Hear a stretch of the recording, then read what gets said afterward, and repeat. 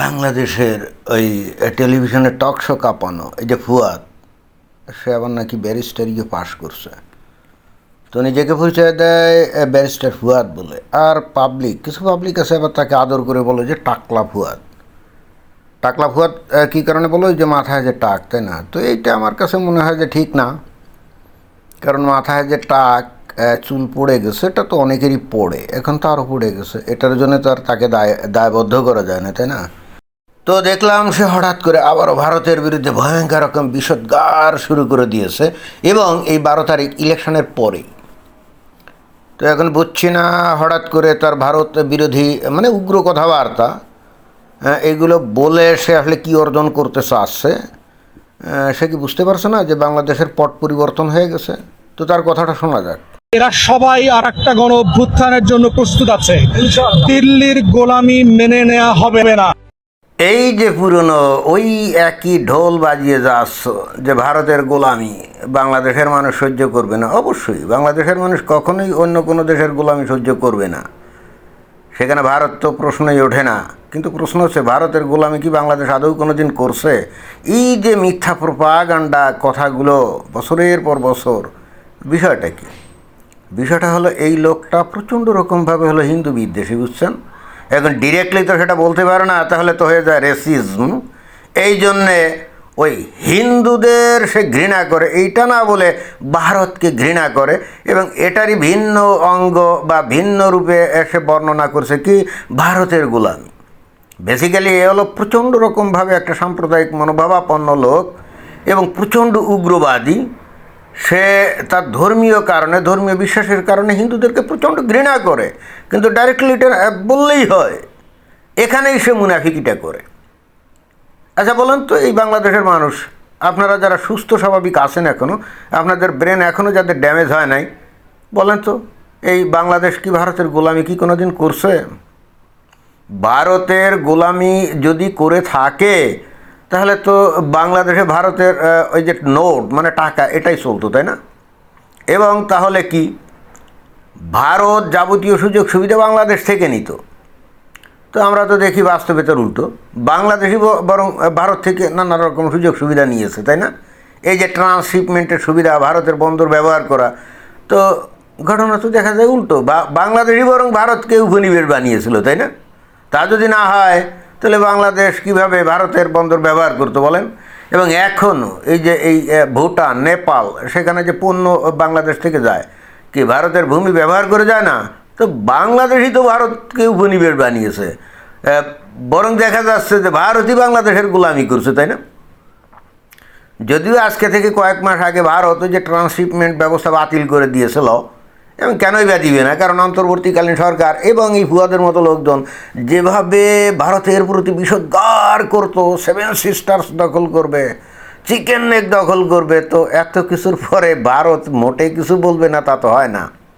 অর্থাৎ এরা যে আসলে মিথ্যা কথা বলে, অর্থাৎ বাংলাদেশ নাকি ভারতের গোলামি করে, আসলে বিষয়টা উল্টো, বরং ভারতই বাংলাদেশের গোলামি করে, যেটা নাকি এতক্ষণ বললাম।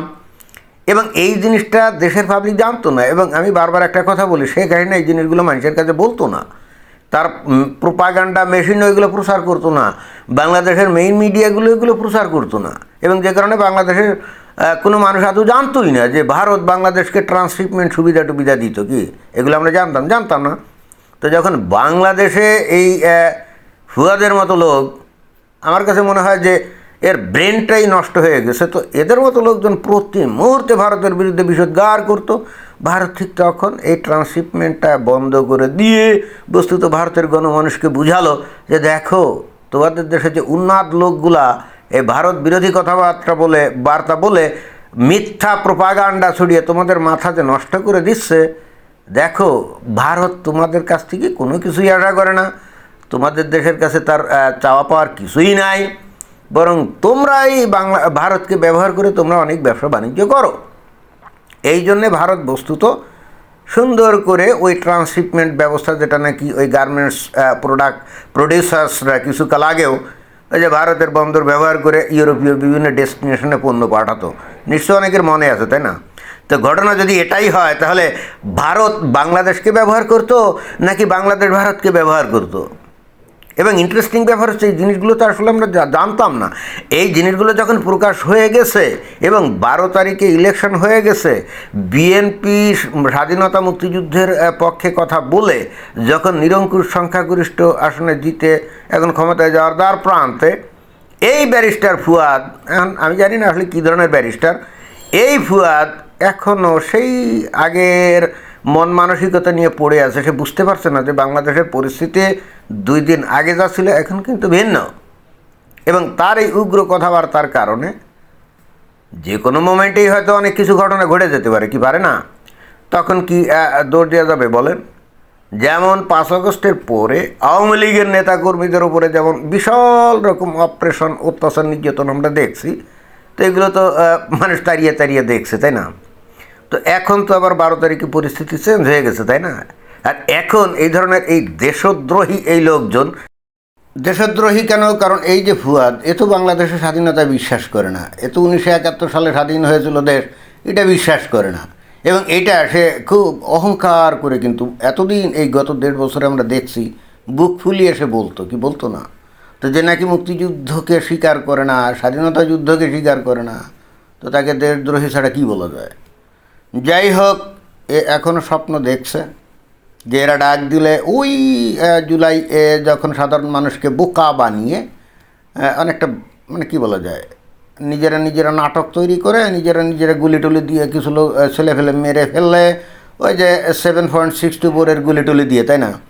সাধারণ জনগণকে কী বানানো হয়েছে, একেবারে পুরা বোদাই বানিয়ে রাস্তায় নামিয়ে তারপরে একটা আন্দোলন করে তারপরে ওই আগের সরকারের পতন ঘটিয়েছে। একদিক দিয়ে সেটা ঠিকই আছে, কারণ সেখানে 15-16 বছর ধরে ক্ষমতায় ছিল, ক্ষমতা থেকে মোটা যাবেই না, মানুষজন এমনিও ওই একই মুখ দেখতে দেখতে বিরক্ত হয়ে গেছিলো, সেদিক দিয়ে ঠিক আছে। কিন্তু মুশকিলটা হচ্ছে যারা নাকি আন্দোলন করে এই কাজটা করলো, তারা তো জনগণের সাথে বিশ্বাসঘাতকতা করেছে, তাই না? এরা উপরে উপরে বলছে যে বৈষম্য বিরোধী আন্দোলন, এদের পিছনে আছে জামাত শিবির। আরে জামাত শিবির যদি এটা করবে তাহলে সরাসরি এসে তারা তাদের পরিচয়ই তো এটা করতে পারতো। আর বাংলাদেশের মানুষ যদি মনে করতো হ্যাঁ শেখ হাসিনার সরকার খুব খারাপ ছিল, তাহলে জামাত শিবিরের পক্ষেই গিয়ে তারা আন্দোলন সফল করতো, এবং তারপরে জামাত শিবির কী করতো, একটা বিপ্লবী সরকার গঠন করে বাংলাদেশে ইসলামী শাসন কায়েম করে দিত। তাহলে এই ফুয়াদের মনোবাঞ্ছা পূর্ণ হতো। তো তা কেন করে নেই? এরা দেখেন বাক স্বাধীনতার সুযোগ নিয়ে এরাই আবার বলে ওই শেখ হাসিনার আমলে নাকি এদের কোনো বাক স্বাধীনতা ছিল না, অথচ এই ফুয়াদ শেখ হাসিনার আমলেও তো একই কথাবার্তা বলতো। তো এর জন্যে কি কে কোনো দিন কি ধরে নিয়ে জেল হাজতে ঢুকিয়েছিল নাকি? না, কখনো জেল হাজতে ঢুকায় নাই, তাই না? তো যাই হোক, ফুয়াদ, উত্তেজনাপূর্ণ কথাবার্তা তুমি বহুত বলেছো, বাংলাদেশের মানুষদেরকে বহুত বোকা বানিয়েছো। তোমাদের এই সমস্ত বিভ্রান্তিমূলক কথাবার্তায় সাধারণ মানুষজন তারা অনেক বিভ্রান্ত হয়েছে। তোমরা এই ভারতের সাথে পায়ে পাড়া দিয়ে গণ্ডগোল গ্যাঞ্জাম করে একটা যুদ্ধ লাগাতে চাও, বাংলাদেশটাকে ধ্বংস করতে চাও, এবং সেই কাজটা তোমরা করতে চাও পাকিস্তানকে খুশি করার জন্যে। যে পাকিস্তানের থেকে আমরা 1971 সালে আমরা স্বাধীন হয়েছিলাম, যারা নাকি বাংলাদেশে গণহত্যা চালাইছিল, এখন তাদের গোলাম হয়ে তুমি বাংলাদেশকে ধ্বংস করতে চাও। চিন্তা করছো? তুমি বলছো যে ভারতের গোলামি আমরা সহ্য করব না। অবশ্যই করব না, কিন্তু তুমি তো প্রকাশ্যে পাকিস্তানের মতো একটা ফেইল্ড স্টেট, একটা ব্যাংকরাপ্ট কান্ট্রি, একটা দুর্নীতিগ্রস্ত দেশ, একটা সন্ত্রাসী উৎপাদনকারী দেশ, তার গোলামি করছো। এটা খুব গর্বের ব্যাপার না? চিন্তা করে দেখেন, এই সমস্ত লোকজন এরা নাকি ব্রিটেন থেকে ব্যারিস্টারি পাস করে বাংলাদেশে আসছে, তাদের মন মানসিকতা দেখেন। ভারতের গোলামি আমরা অবশ্যই করব না, কিন্তু তাই বলে এর কথা শুনে মানে যেটা মনে হচ্ছে বা এর ধান্দাটা হচ্ছে ভারতের গোলামি আমরা করব না, সেটা ঠিকই আছে, কিন্তু অ্যাট দ্য সেম টাইম তার কথা শুনে মনে হচ্ছে এ কিন্তু অলরেডি পাকিস্তানের গোলাম হিসাবে কাজ করছে, তাই না? কি অদ্ভুত ব্যাপার।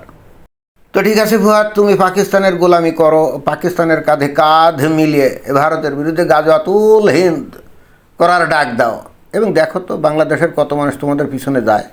আমরা অপেক্ষাতে আছি। আমরা অবশ্যই ভারতের গোলামি করব না, কিন্তু তুমি তো পাকিস্তানের গোলামি করার জন্য মানসিকভাবে রেডি, এবং বাংলাদেশকেও পাকিস্তানের গোলাম বানাতে চাও আবার, তাই না? তো ঠিক আছে, ডাক দাও, দেখি বাংলাদেশের কতজন মানুষ পাকিস্তানের গোলামি করার জন্যে তারা রেডি আছে। আমরা অপেক্ষাতে থাকলাম। ধন্যবাদ।